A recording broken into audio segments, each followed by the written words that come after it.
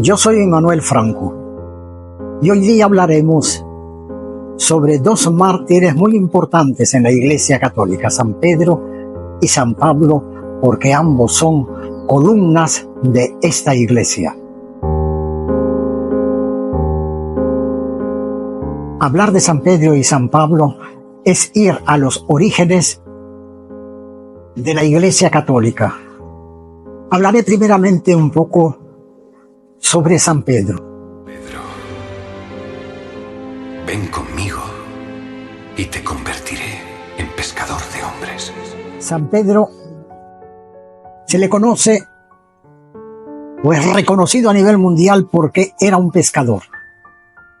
Y a este pescador un día Jesús lo llamó para convertirlo en pescador de hombres. Había nacido en Betsaida, dentro del pueblo judío. Su nombre era Simón Pedro, aunque Simón Pedro todavía, diríamos, fue el nombre que se le dio posteriormente. En la Biblia aparece siempre como Simón, hijo de Jonás, que era su padre. Pedro viene después, porque Jesucristo al fundar la iglesia quiso fundarla sobre algo firme, consistente, y por eso le cambió el nombre de Simón por Pedro, que significa piedra. En la Biblia aparece también como Cefas, es un nombre judío, y Cefas también aparece con el significado de piedra. Lo más importante en la vida de Pedro es que ese Jesús de Nazaret, cuando quiso ir formando su iglesia, fue a uno de los primeros a los cuales él escogió. Y lo escogió y lo llamó cuando estaba ahí en su barca con sus redes. Y estaba también ahí al lado de su hermano Andrés, que aparece de muchas maneras también en la Biblia.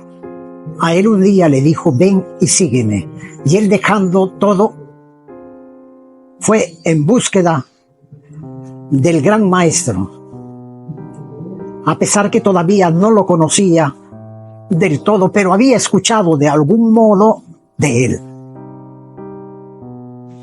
De Pedro lo vemos, aparece de distintas maneras a lo largo de la historia y es reconocido como el príncipe de la iglesia. Es el primer papa de la Iglesia Católica.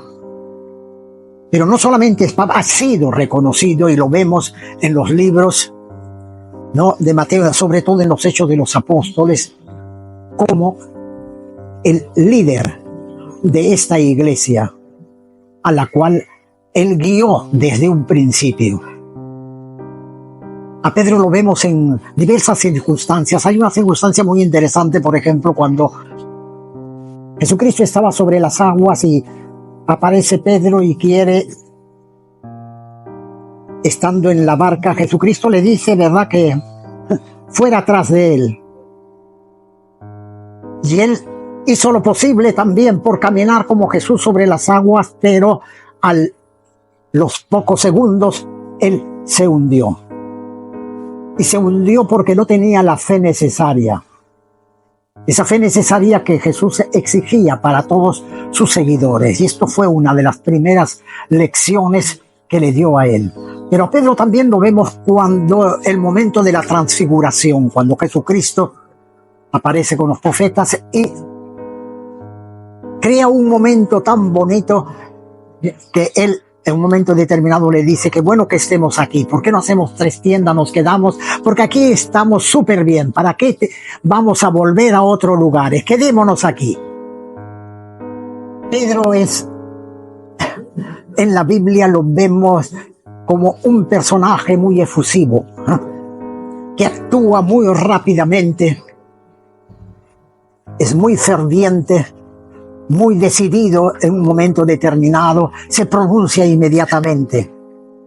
Y lo vemos también por eso en otras circunstancias, ¿no? Lo recordamos a Pedro porque es el personaje que en un momento determinado, cuando estaba con Jesucristo ahí en la última cena, y él le profetiza que le iba a traicionar, o le iba a negar, más que traicionar, negar. Y efectivamente Pedro, en un momento determinado, cuando cantó el gallo y después de haberlo hecho, él lo negó 3 veces. Negó el haberlo conocido. Tenía miedo. Como todos los apóstoles, cuando Jesucristo fue rodeado y ellos sabían que iba camino a la muerte. Muchas cosas no lo sabían, pero algunas de ellas sabían porque su maestro se los había dicho. Pedro es un personaje muy importante en la historia, como decimos, porque es el primer papa. Y estando él ya en Roma, fue reconocido por las diversas comunidades, pero hay algo importante en él. El cristianismo estaba mucho más en Jerusalén. Y el primero que comienza a abrir hacia el mundo la expansión del cristianismo ha sido Pedro. Y él se fue formando comunidades diversas en diversos lugares. A Pedro también se le recuerda, es muy interesante porque abogó de un modo especial por su suegra cuando ella estuvo enferma para que el Señor lo curara. Y en el mundo moderno es increíble, ¿verdad? Parece que las suegras tienen no sé qué. Y entonces Pedro resulta muy simpático el haberse preocupado tanto por ella, lo cual significa que tenían una muy buena relación en la vida con ella. Algo que recordamos mucho es la promesa que Jesús le hizo. Tú eres Pedro, le dijo un día, y sobre ti, sobre esta piedra edificaré mi iglesia, y las puertas del infierno no podrán prevalecer contra ella. Lo que tú atares en la tierra será atado en los cielos, y lo que sea atado en los cielos será atado igualmente en la tierra. Le dio una autoridad muy importante. A Pedro lo vamos a recordar de un modo especial precisamente porque no era pues ese hombre perfecto, con muchas imperfecciones, ya lo vemos, ¿no? Negando a su maestro. En los momentos críticos aparecía débil, se ocultaba. Como vemos en ocasiones, hasta lo ha negado. Quizás por eso es una persona muy querida, porque no aparece desde el primer momento como el hombre que poseía todas las virtudes. Y sin embargo, él trató desde el comienzo. Era un amigo muy cercano de Jesucristo, estuvo con él, y donde él iba, ahí estaba él. Hasta el tiempo, después de la resurrección, cuando Jesús prácticamente le va entregando esta autoridad que él debía de tener en la iglesia, aunque el liderazgo dentro del grupo de los 12 ya lo tenía. Él era reconocido de entre los 12.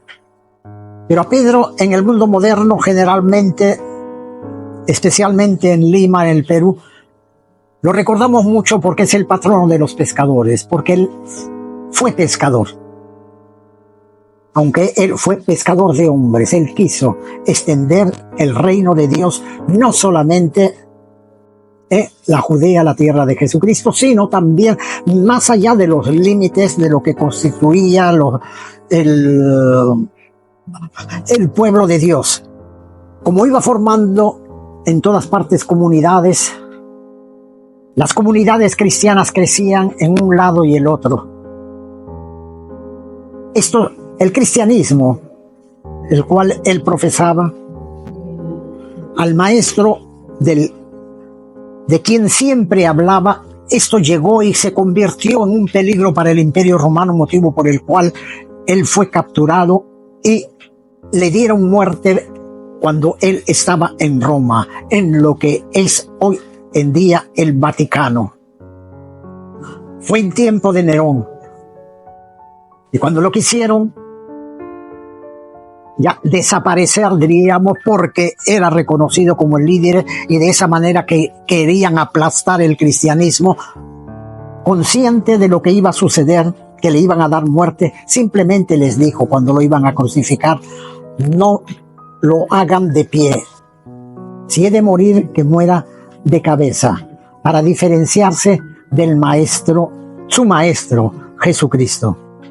Ahí murió Pedro, y en ese lugar es donde se ha construido hoy en día una de las iglesias más grandes en el mundo, lo que hoy conocemos por el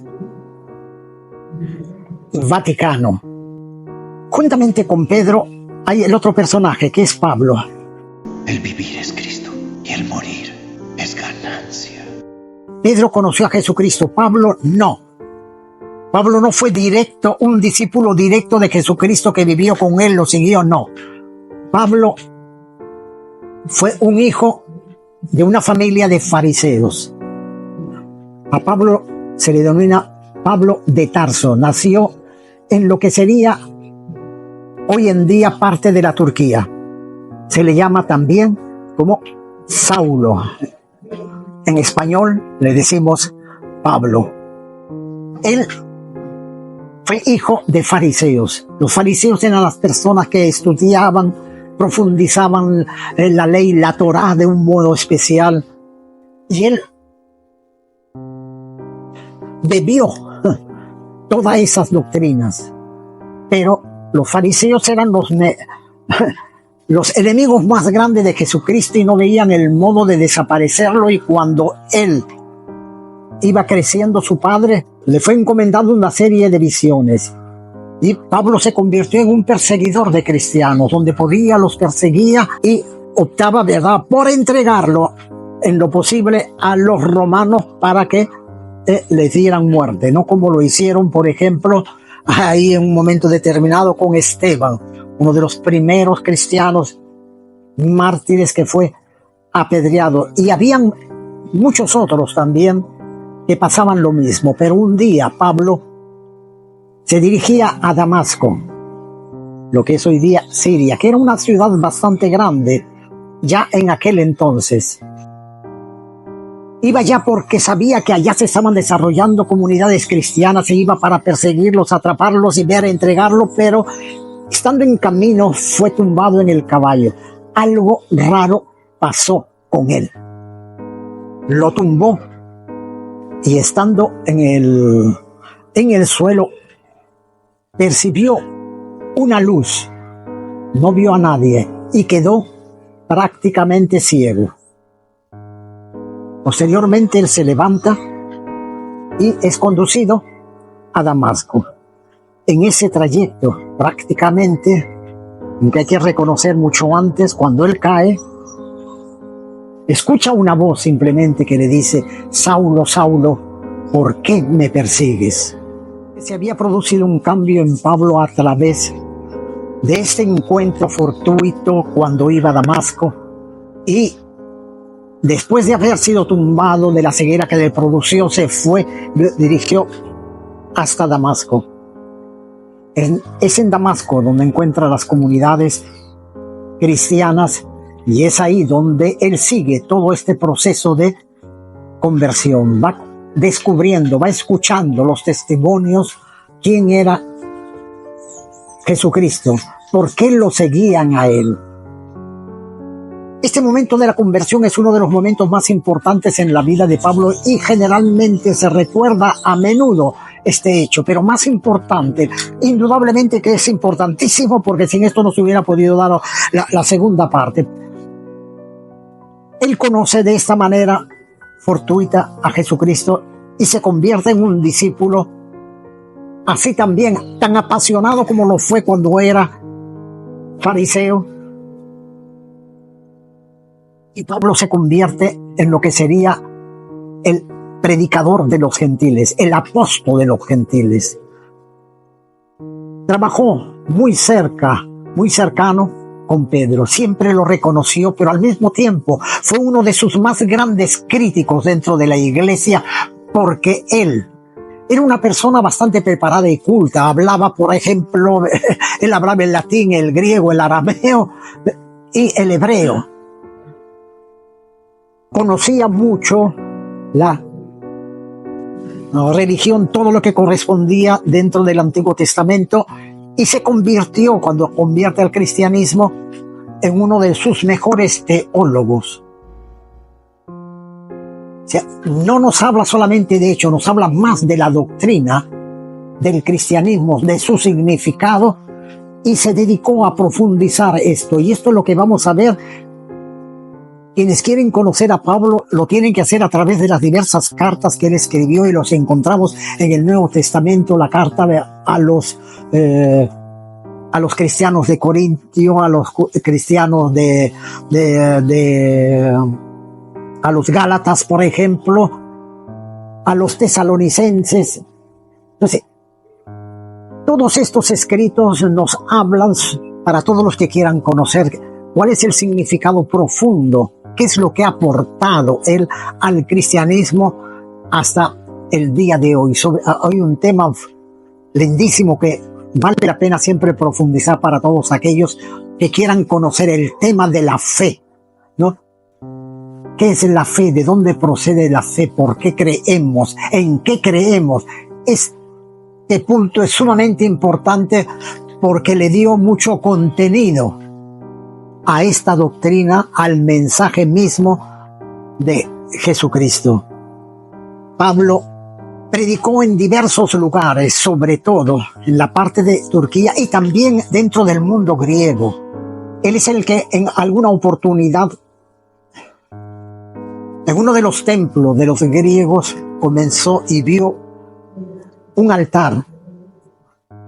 Estaba dedicado al Dios desconocido. A partir de este hecho, él habló de Jesucristo. Él es el Dios que ustedes han estado esperando, que no lo han conocido, pero que nosotros venimos a anunciarle. Pablo se extendió, predicó, formó muchísimas comunidades, y eso se puede ver en todos los libros, sobre todo del Antiguo Testamento, que es donde él más aparece. Hoy en día, Pablo, vamos a encontrar, pues en Roma hay una iglesia, ¿no? Una basílica San Pablo de extramuros, que lo recuerda a él. Pablo como Pedro, los dos, se convirtieron en enemigos del imperio por la doctrina que predicaban, y eran considerados como peligrosos, diríamos ateos, porque negaban todo aquello, la religión oficial del imperio romano. Y es por eso que también a él lo van a apresar, e igualmente lo ejecutaron en tiempo del emperador Nerón, y a él le cortaron la cabeza.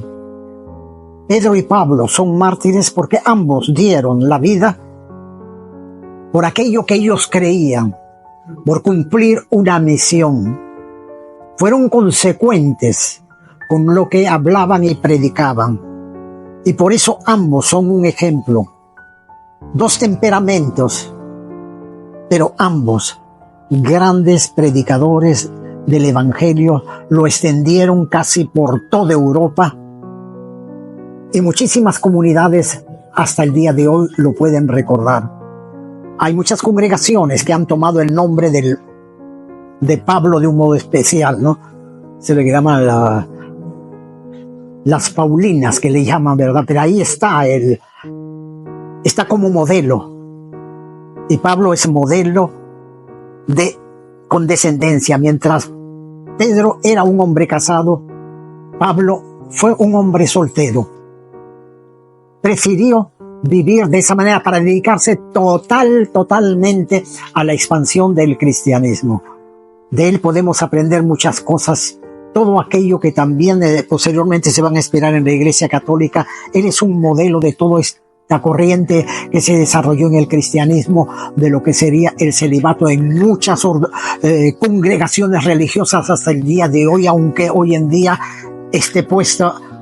se le ha puesto una interrogante muy grande a todo esto del celibato por todos los hechos que todos nosotros conocemos y que han ocurrido en la Iglesia. Sin embargo, creo que su pensamiento es vigente, puede seguir inspirándonos dentro del proceso de la vida de la Iglesia, donde él sigue alimentando. Hoy en día, 29 de junio, ¿no?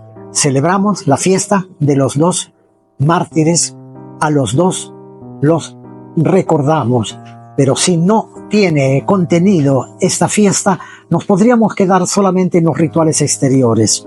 Que sea un motivo para leer las cartas de Pedro y igualmente las cartas de Pablo, que es ahí donde todos nosotros podemos seguir aprendiendo, y eso justificaría por qué ellos dieron la vida, porque finalmente ellos estaban convencidos de una cosa, que el reino de Dios debía de ser predicado para que el reino de Dios llegue en todos y cada uno de nosotros. Y en la medida que llega ese reino, tengamos vida, como decía Jesucristo, y la tengamos en abundancia.